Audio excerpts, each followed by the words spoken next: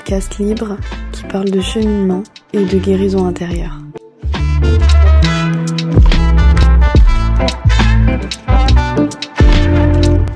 Je suis Clara, thérapeute holistique de métier. Je consulte, accompagne et partage des savoirs anciens aux femmes et aux hommes qui sont dans le besoin. Il est audible sur toutes les plateformes d'écoute. Vous abonner vous permettra d'être tenu au courant de la sortie des nouveaux épisodes. Bienvenue et bonne écoute.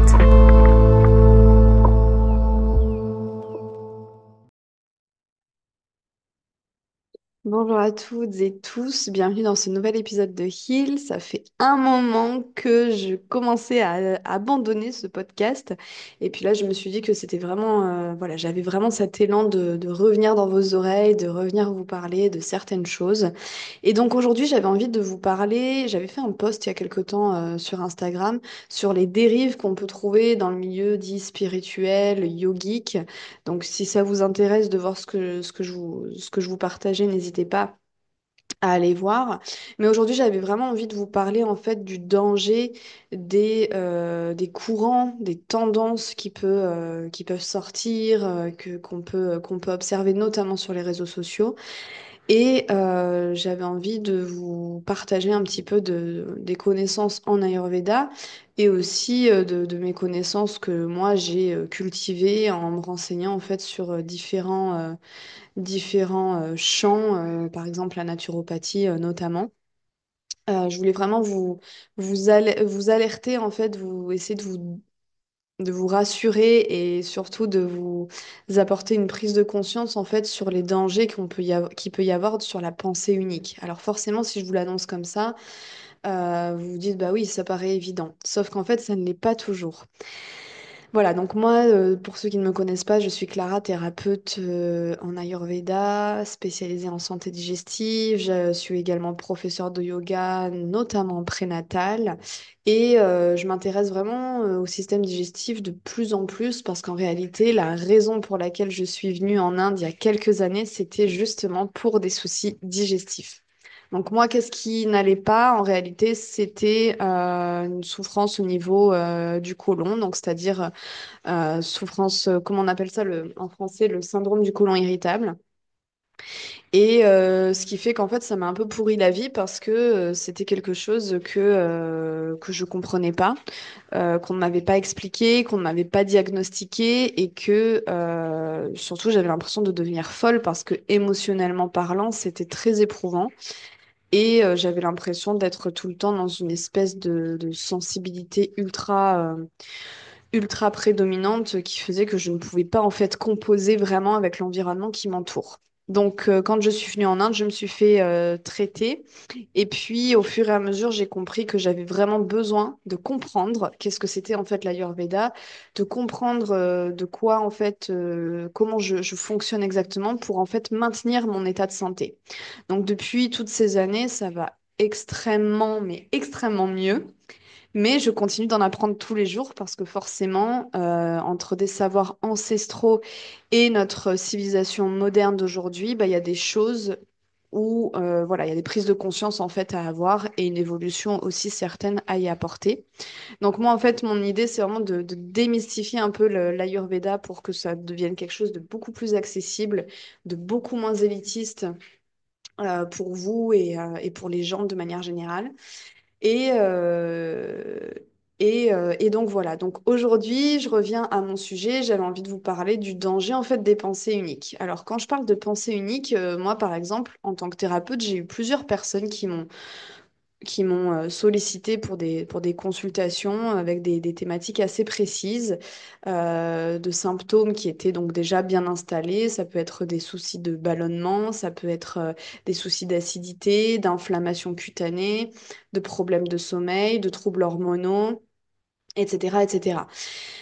Et donc, chez la plupart d'entre eux, c'est arrivé que j'ai des personnes qui soient dans une croyance extrême sur une sorte de pensée unique, comme je l'appelle, c'est-à-dire, par exemple, je vais parler de l'alimentation crue. L'alimentation crue, pour certaines personnes, c'est cette idée que c'est la meilleure alimentation pour elle-même, qu'il n'y a pas mieux à faire, qu'il n'y a rien d'autre qui existe et que la croyance en fait est extrêmement profonde et ancrée. Euh, et ensuite, j'ai eu aussi des gens qui étaient dans l'ultra protéiné, ultra carnivore, donc complètement à l'opposé, ou alors d'autres personnes qui arrêtaient complètement les graisses, notamment les bonnes graisses. Et donc forcément, en fait, il y a des répercussions sur notre corps et sur notre état de santé global lorsqu'on a une seule et même façon de fonctionner.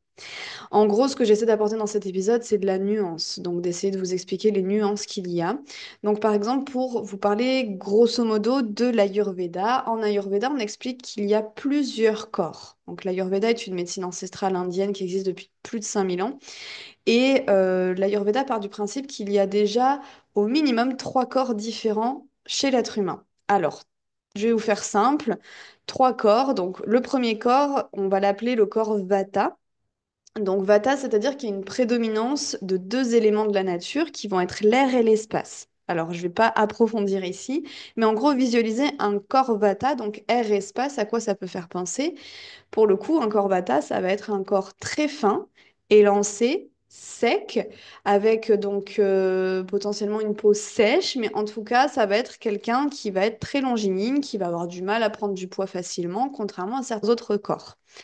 Lorsque nous passons maintenant à un corps Pitta, c'est-à-dire avec un élément feu et eau prédominant. Ici, le corps Pitta va être plus athlétique, plus dans l'action.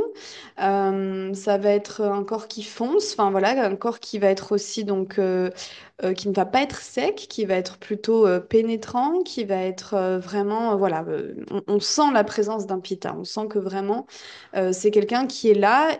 Les corps Kappa, eux, sont plutôt des gens, des corps qui ont des ossatures assez imposantes. C'est parfois des gens qu'on pense gros alors qu'ils ne le sont absolument pas. Leur morphologie n'est juste pas dans les standards en fait de beauté. Alors ça le devient de plus en plus, heureusement le monde change. Mais les corps Kappa sont des corps avec une ossature plus imposante. C'est un corps du coup qui est donc avec une prédominance de 2 éléments qui va être la terre et l'eau. Donc en fait, si vous regardez, on a 3 corps, Vata, Pitta, Kapha. On part d'un corps très léger, très fin, de l'air et de l'espace, à un corps beaucoup plus fort qui va être avec du feu et de l'eau, et à un corps qui va être plus lourd, plus terre à terre, qui est donc avec la prédominance de terre et d'eau pour Kapha. Donc déjà, juste en regardant ces 3 corps-là, on peut se demander, on peut se poser la question, est-ce que ce sont 3 corps qui ont les mêmes besoins? Alors, je pense que certains vont avoir naturellement la réponse de se poser la question et de se dire peut-être que non. En tout cas, c'est une possibilité. D'accord?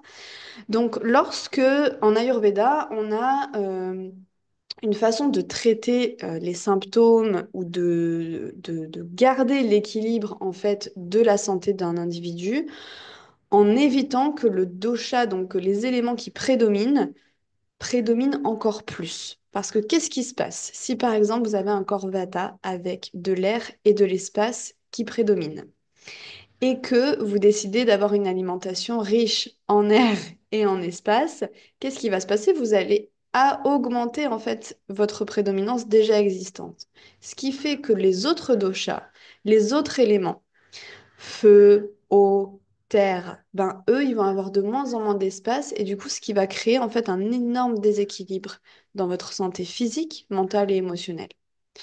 Les corps Pitta, ça va être la même chose. Plus vous accentuez votre feu qui est déjà présent, plus vous perdez en air, terre et eau, ce qui fait que vous allez souffrir notamment de problèmes inflammatoires, feu, problèmes inflammatoires, problèmes cutanés, problèmes de diarrhée, etc., etc. Kappa, c'est la même chose. Plus vous mangez lourd, avec des éléments vraiment voilà, qui nous aide à nous ancrer, à nous poser, qui plus on accentue en fait cette alimentation riche et lourde pour un corps kappa, plus en fait on va accentuer son élément terre qui va du coup amener à bah, voilà, un sentiment de de la léthargie, de la flemme, vraiment et puis de la dépression en fait qui va venir au fur et à mesure pour Kappa. Pour contrebalancer, pour éviter les excès de ces éléments prédominants, on va essayer de venir justement le basculer avec des caractéristiques opposées. Donc, pour un corps Vata, par exemple, toutes les qualités de Vata vont être sèches, froides, rugueuses. Et donc, l'idée, c'est de plutôt en fait venir adoucir ça en contrebalançant avec l'opposé de ces qualités. Vous comprenez? Donc, la chaleur, l'onctuosité, tout ce qui va être huileux, qui va être vraiment réchauffant, épicé, tout ça, ça va être pour contrebalancer un vata qui aurait tendance à grimper. Si au contraire, on donne une alimentation crue 100% à un corps vata, qu'est-ce qui peut se passer? On va venir accentuer son air. Si au contraire, on propose une alimentation crue, par exemple, à un corps kappa, ça peut être intéressant. Mais Kappa, il a aussi une qualité froide pour le coup. La terre, en général, lorsque vous mettez vos doigts à l'intérieur de la terre, vous voyez que c'est frais, c'est humide. Donc ça, c'est des qualités que Kappa, il a déjà. Donc du coup, on va essayer de lui apporter une alimentation plus sèche, réchauffante, épicée, mais pas forcément en aucun cas froide et pas forcément non plus huileuse ou onctueuse comme pour Vata. Vous comprenez la différence? Pour un corps Pitta, alors ça va être différent parce que Pitta, lui, il a beaucoup de chaleur. Donc des aliments refroidissants, des rafraîchissants, pardon. On va ralentir au niveau des aliments dits réchauffants, des épices, etc. Pour venir calmer le feu. On n'a pas besoin de lui apporter trop de graisse non plus parce que qu'est-ce qu'il y a chez Pita? Il y a du feu et de l'eau. Donc on va essayer voilà, de réguler ça aussi. Donc vous voyez en fait que dans ces trois corps, il y a déjà trois façons de s'alimenter. Donc lorsqu'il y a dans votre vie à un moment donné des questionnements sur voilà, votre état de santé physique général, votre hygiène de vie, comment vous alimentez, etc. Et que vous tombez sur des discours qui sont très attirants au début, qui vont peut-être même vous faire penser que là, d'un coup, il y a une recette magique et si je suis le protocole, et ben en fait, tout va bien se passer, ça va régler tous mes problèmes. Déjà, on part sur quelque chose d'erroné en réalité.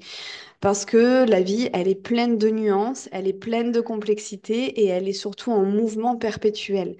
Donc en fait, même concernant les doshas, votre prédominance, elle peut bouger à n'importe quel moment de la journée, à n'importe quel moment de la saison, à n'importe quel moment de de vos étapes de vie. D'accord? Donc, ça restera une prédominance, mais si vous voulez, ça peut toujours évoluer. Vous pouvez être encore vata et souffrir d'un kapha en déséquilibre. Vous voyez, on a tous les éléments à l'intérieur de nous, de ce que la Ayurveda raconte. Et donc, l'équilibre, il est complexe et il est surtout, il est évolutif et il est tout le temps en mouvement. Il n'y a rien de figé. Donc, c'est très important d'avoir conscience de soi, de ça et de soi, lapsus. Euh, et enfin, donc je voulais vous expliquer donc vraiment ça. Si vous voulez revoir mes deux posts que j'ai fait sur Instagram où je vous en parle justement du danger en fait qu'il peut y avoir un peu dans le milieu spirituel yogique parfois, c'est que voilà, moi j'ai eu des gens en consultation qui m'ont parfois partagé en fait des groupes qu'ils ont dans lesquels ils sont un peu entrés. Alors, c'est pas des sectes, hein, mais c'est vraiment voilà, des groupes de pratiques parfois méditatives, etc., où il y a un discours parfois très orienté au niveau de l'hygiène de vie, au niveau de l'alimentation, au niveau de la discipline, au niveau de plein de choses. Euh, ce qui se passe en fait, c'est que ces personnes-là, à un moment donné dans leur vie où elles se sentent vulnérables en fait, dû à différentes choses qu'elles traversent. Elles vont s'intéresser, elles vont se sentir, voilà, faire vraiment appartenir à un groupe, à une communauté. Le danger qu'il y a, c'est en fait la personne que vous avez en face de vous qui anime ce groupe-là, parce que parfois on a vraiment des croyances qui sont très très arrêtées et j'ai déjà entendu voilà, des gens qui me confiaient des expériences qui ont été extrêmement douloureuses parce qu'ils se sentaient appartenir justement à un groupe et en fait le jour où eux, ils ont expérimenté ce que l'autre leur vendait en quelque sorte, leur prônait, et bien lorsqu'ils ont expérimenté ça, il y a eu une prise de conscience, il y a eu un besoin de partage aussi sur leur propre expérience. Et qu'est-ce qui s'est passé en phase 2? Il y a eu un énorme mur et un énorme rejet qui s'est passé. C'est-à-dire, moi, je te dis quoi faire, tu l'appliques, mais tu n'as rien d'autre à me dire. C'est-à-dire que si tu es là pour me dire que ça marche pas, ou que tu te sens pas bien, ou que tu as des doutes, etc., moi, je te rejette. Est-ce que vous voyez la perversité ou en tout cas la dangerosité qu'il peut y avoir? Donc, je tenais à vous alerter parce que si vous êtes dans cette situation-là, dans ce cas de figure-là, c'est très important de prendre de la distance, de garder toujours votre libre arbitre et de vous dire que votre petite voix intérieure, elle a quelque part sa place. D'accord? Si vous sentez d'un coup tout seul face à une communauté avec laquelle vous pensiez vraiment soudé, etc., c'est que, en fait, bizarrement, contre-intuitivement, ça va peut-être pas être vous le problème. D'accord? Donc, il faut savoir que, encore une fois, on est tous différents, on n'a pas tous les mêmes besoins. Et, euh, et notre société moderne aussi a fait qu'on est venu dans un monde avec de plus en plus de fragilité quand même, hein, il faut se le dire, hein. Moi, pendant très longtemps, je pensais que le cru, c'était très bien. J'en consommais pas mal de fois un peu sans conscience en fait de mes sensations, de tout ça. Et puis avec mon problème du côlon, du syndrome du côlon irritable, je me suis rendu compte qu'il y avait beaucoup de fois où j'étais très très mal. Et puis je suis tombée sur l'Ayurveda qui prône un peu quand même l'alimentation cuite. Je pense que vraiment au niveau, et c'est ce qu'on voit en naturopathie, au niveau nutritif, nutritionnel, il y a vraiment beaucoup d'intérêt à consommer aussi du cru. Mais lorsqu'on a des souffrances comme voilà, ce que je vous explique pour moi, avec une irritation qui est déjà là, lorsqu'on va venir manger du cru et des fibres, on ne va faire que s'abîmer de plus en plus. Donc on ne peut pas faire n'importe quoi. Et donc, encore une fois, il faut apporter de la nuance. Si vous avez déjà des symptômes digestifs, si vous avez déjà des pathologies qui sont installées, c'est important de prendre vraiment en considération vos douleurs avant de passer à une alimentation orientée. Ça peut être orienté pendant un certain temps, mais ça va être aussi forcément à un moment donné beaucoup plus large pour répondre à tous vos besoins. D'accord? Donc, j'espère que cet épisode est clair. Ça fait beaucoup d'informations. Ça fait un moment que j'ai envie de sortir cet épisode et que je repousse à chaque fois parce que je pense que j'ai énormément de choses à partager, à développer et que forcément, en étant seul devant sa caméra, ben, parfois, on manque d'interaction. N'hésitez pas à m'écrire un commentaire pour éventuellement me partager si quelque chose que vous auriez vécu, peut-être un régime que vous auriez suivi, et ce que ça a fait après ça. Et puis en fait, simplement, si vous avez envie de rebondir en fait sur ce que je vous ai partagé ici, n'hésitez pas. Si vous avez des questions par rapport à l'Ayurveda, n'hésitez pas. Je suis là pour vous répondre. Et voilà, donc en fait, moi, j'accompagne les gens dans leur processus de guérison en essayant de les aider à comprendre en fait leur propre fonctionnement, en les aidant à venir de plus en plus dans leur corps, dans leurs sensations, à prendre de plus en plus confiance en eux, apprendre, voilà, à apprendre à prendre le recul nécessaire, même par rapport à ce que je leur dis, d'accord? C'est-à-dire que quand il y a des choses qui résonnent, eh bien, ça peut être intéressant d'y aller. Quand il y a des choses qui sont trop difficiles, eh bien, c'est important aussi de se laisser le choix de la réflexion, en fait, tout simplement. Euh, voilà, je vais arrêter pour aujourd'hui. En tout cas, sachez que si vous avez envie que je vous accompagne. Je propose des consultations avec 4 semaines, si vous voulez, je vous suis. Ou entre ces deux rendez-vous, en fait, on reste en contact par messagerie vocale. Ça peut être sur WhatsApp, Telegram, par exemple. Et vous pouvez me partager, en fait, au fur et à mesure ce qui se passe pour vous. Je vous donne vraiment Première session, on va vraiment dégrossir tout ce qui se passe pour vous, voir les symptômes dont vous souffrez. Je vais commencer à vous proposer un peu un plan d'action. Et puis pendant ce plan d'action, en fait, je vous accompagne, je vous suis si vous avez des questions, si vous avez des doutes, si vous avez expérimenté quelque chose qui vous, voilà, où vous doutez ou quoi que ce soit. Je suis vraiment là, en fait, pour vous accompagner, parfois pour réajuster. Et en fin d'accompagnement, au bout de ces 4 semaines, on va venir vraiment refaire un bilan. Souvent, je propose une feuille de route ensuite pour la suite, pour être autonome, pour retrouver une autonomie chez vous.